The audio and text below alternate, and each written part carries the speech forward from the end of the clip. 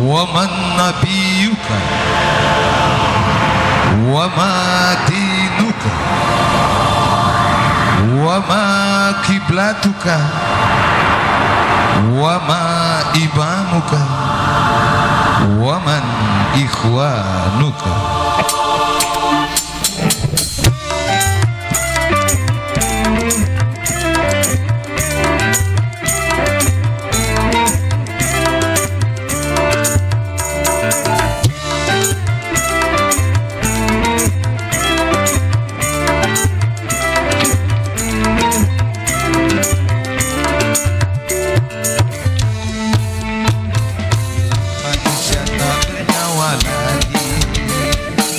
Datanglah 6 pertanyaan. Pertama, siapakah Tuhanmu? Kedua, siapakah Nabimu? Ketiga, apakah agamamu? Keempat, apakah kiblat kamu? Kelima, apakah imam kamu? Keenam, siapa saudaramu?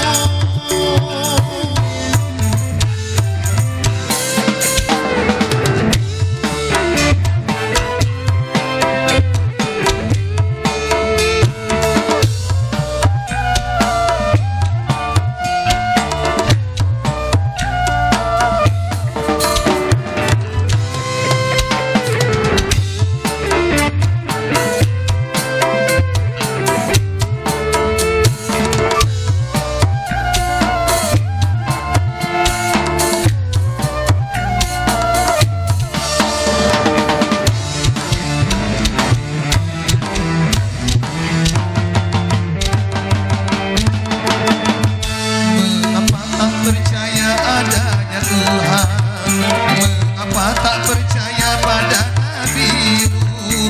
Mengapa agama engkau bermainkan? Kenapa Ka'bah kau jadikan tontonan?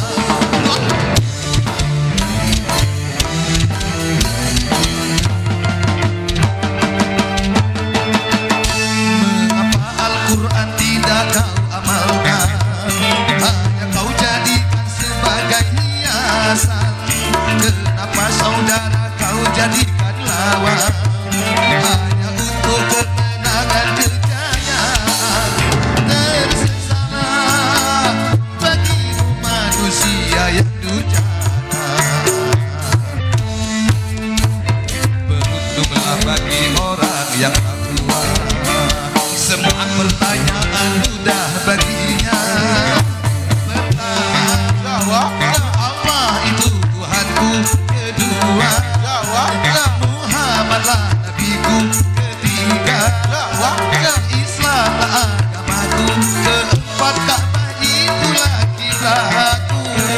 Kelima, Quran itulah imamku. Muslimin muslimat saudaraku.